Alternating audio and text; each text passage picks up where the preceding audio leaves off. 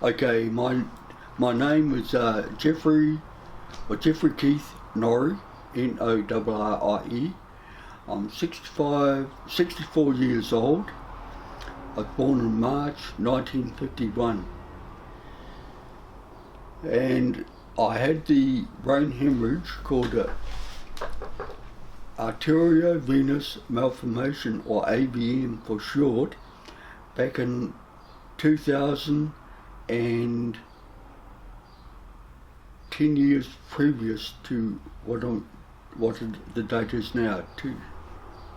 What is it, Sue?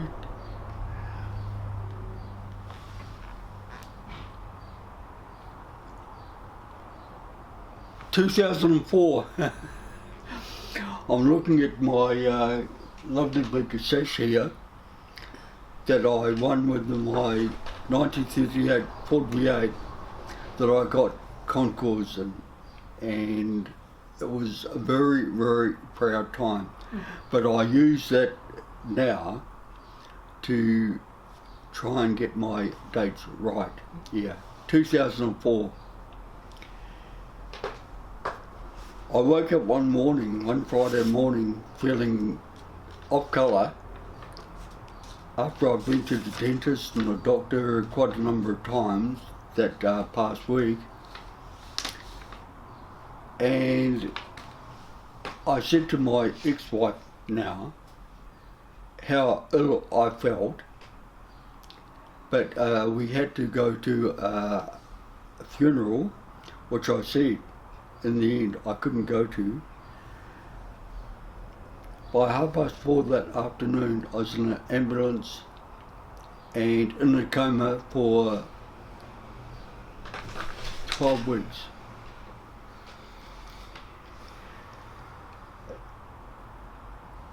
When I got out of the coma, they explained to me what I had was AVM, or arteriovenous malformation, which is where an artery and a vein get together, and it should be a clean joint like that, and it wasn't. It was like a little can of worms, and it blew up, filled all my skull with blood, pushed all the nerve endings into my spine, and left me partially paralysed. So what I've got now, in my left hand, on my left side, it's quite nimble, but it has no feeling of hot or cold.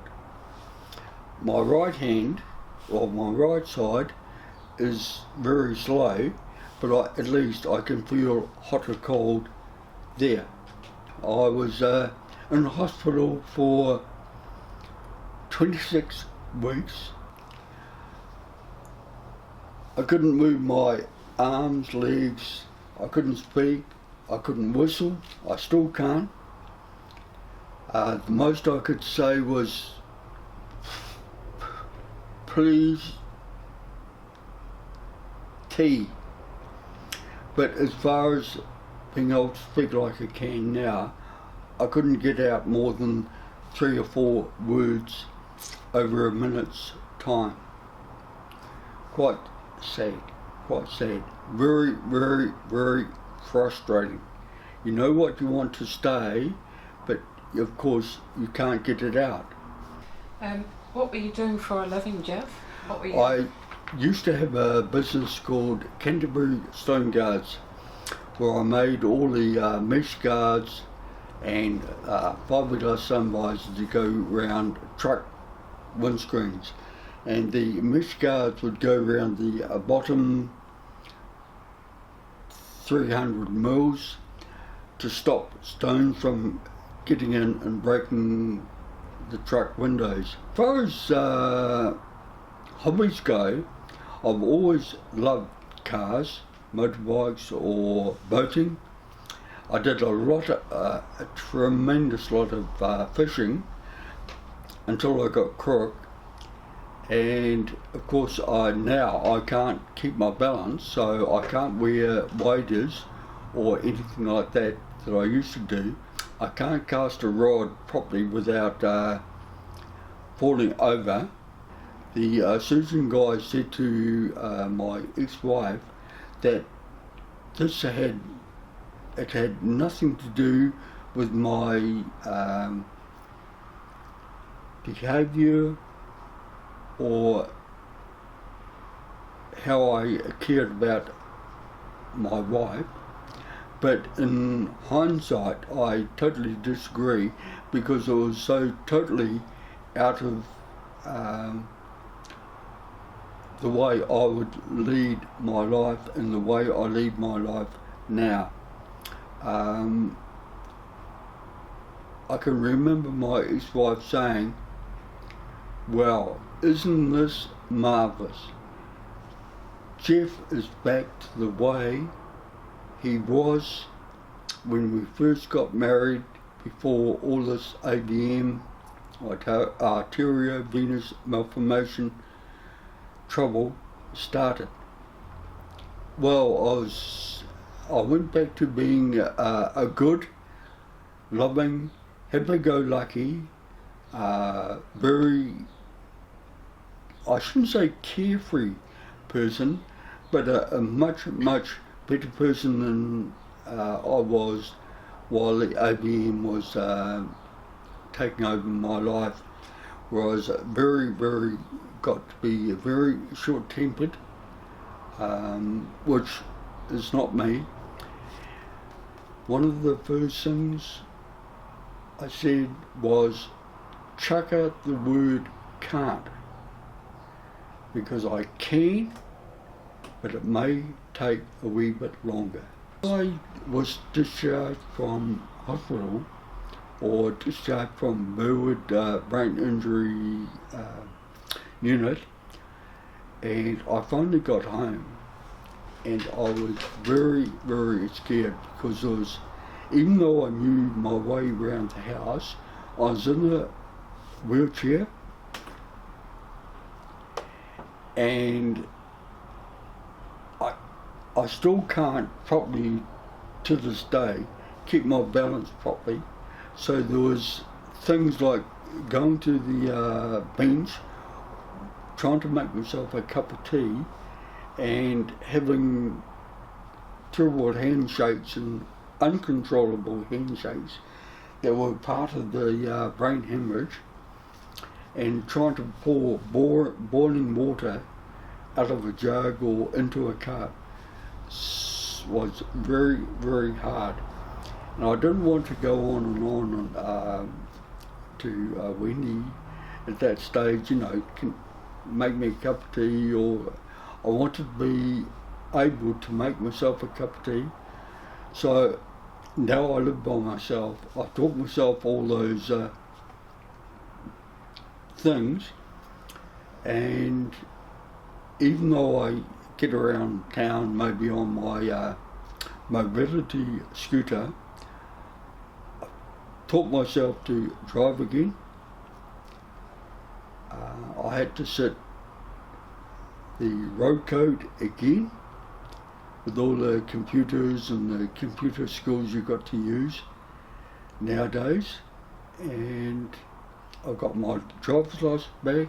I've got a very good car out there that I don't use often enough, but I also had the wonderful thing like a walking frame, or my what do you call it, the stick, yeah, over there. So in some ways I'm very lucky, but in the hospital I had to rely on the goodwill of the nurses. They would feed me, make sure I had food 3 times a day, and I never thought that I'd be in, what do you call it, not a nappy? A bib? A bib, again. I never thought that at 60 or 55 years old that I'd be in a bib and have paper napkins on my lap and down my front, because I couldn't work this side of my mouth properly, and I would try to put food in and it would dribble down my right hand side, and I didn't know, I still don't know to this day whether it's going down here because I have no feeling. I can go around here, I can use my computer. I find it very, very most frustrating thing. I have a terrible time trying to negotiate my way through. I sit here having my breakfast or lunch or tea, close to the blinds here, Venetian blinds.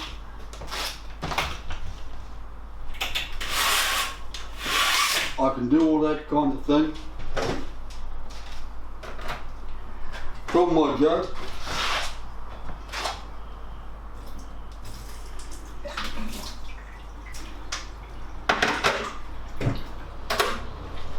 turn it on,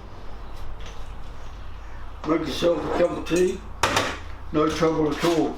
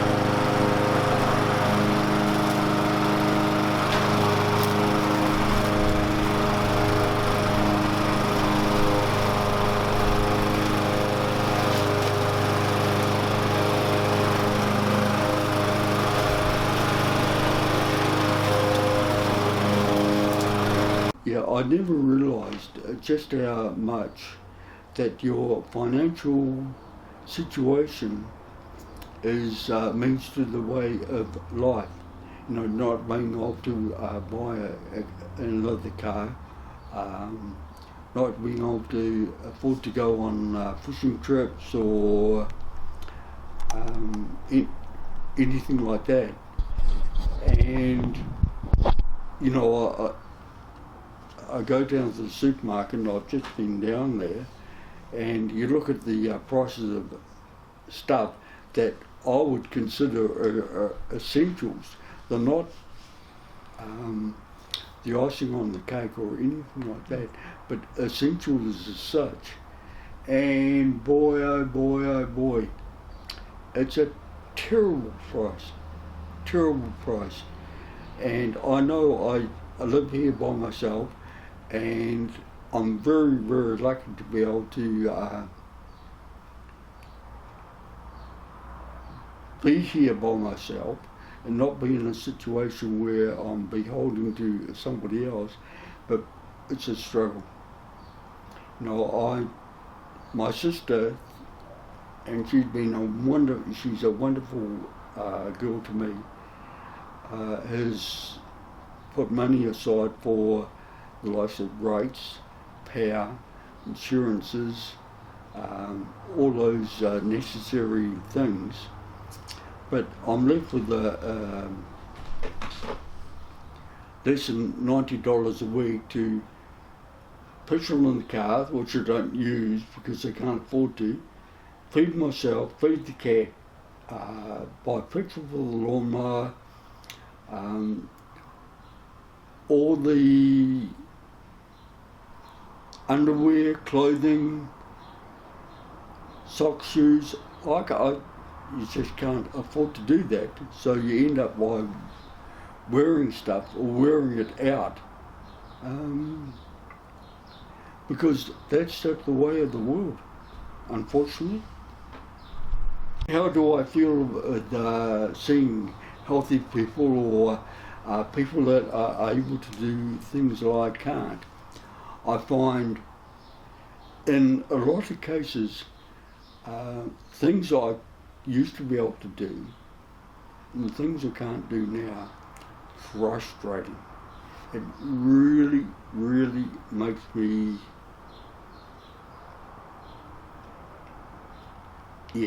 frustration is not a strong enough word. Do you feel resentful towards people that can do what you can't do? I don't so much feel resentful. I just think sometimes, and I've been probably very selfish, why me? Why is this terrible thing, which this is, any kind of physical disability is, why has this happened to me? I had my own business. I was happy going fishing. I was happy going shooting. I was always outside. I was always doing this, always doing that. And then, bang, my life changed.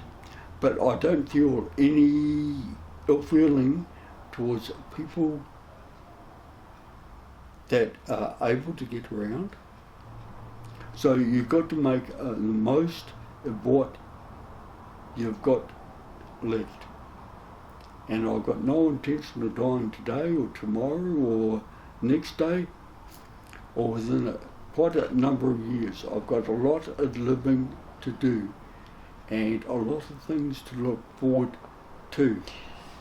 What sort of things are you looking forward to? Oh, I'm looking forward to I would love to I'm looking forward to getting back and going fishing again. I don't mean fishing off the wharf, because we can all fish off the wharf without too much trouble, but going, say, down to the river and chasing trout or trout again or whatever it may be, being able to fish, cast properly, would be great. I think my driving is really, quite good. But of course, you would always like to be a better driver. And my days of speedboat racing and all that well and truly over. Yes, I guess the days, your whole outlook on life changes. Well, it has changed for me. And I was Rolly the cat. I got Rolly the cat, the big grey cat down here, and he kept me company all the time. He's never far away. Rolly the cat. Are you still making improvements in your health, your physical well-being? Yes, I think I Still am. getting better? Yes, I am. As far as my walking and balance goes, I still do the exercises that that set out for me for balance and stuff like that, and I go to the gym 3 times a week at the moment, and do all those things that are meant to help with your balance. But at the moment, I think that's just making me stronger. I don't know about my balance as such, but I enjoy it very much. I enjoy the cat's company. Yeah, that's his favourite place, apart from sitting on my knee. Yeah. Are you glad that you're still around, despite all your disabilities? Oh, gosh. I look at life every day when I wake up.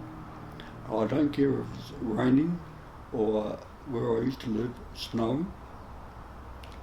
I open the blinds and I think whoever is looking after me and whoever, apart from myself, that's made my life the way it is, so be it. But I'm not going to let anybody down, especially myself, and I'll do whatever I can to become more mobile and a better person in my own mind. And really, I would just die if I thought I was going to do a duty or something that was not agreeable to somebody else. It's not the way I want to be, and as I say, I'm thankful for what I've got, whatever it may be. It's got to be better than like I could have been in a bed, being a vegetable. And I know that they had a non-resuscitation order on me, and I can't blame anybody for that, because my ex knows me or knew me well enough to know that I'd be absolutely a dreadful, dreadful patient if I had to lie in bed like a cabbage.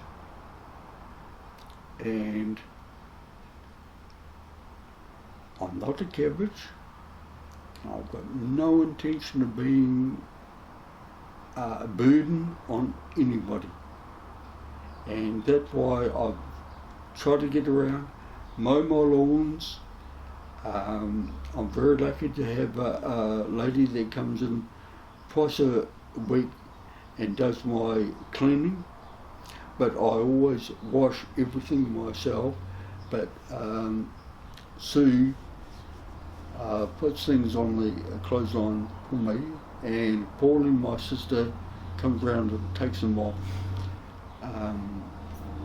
Yeah, because I had been told off by going up to the clothesline myself, because it's steps and not very nice way of getting up.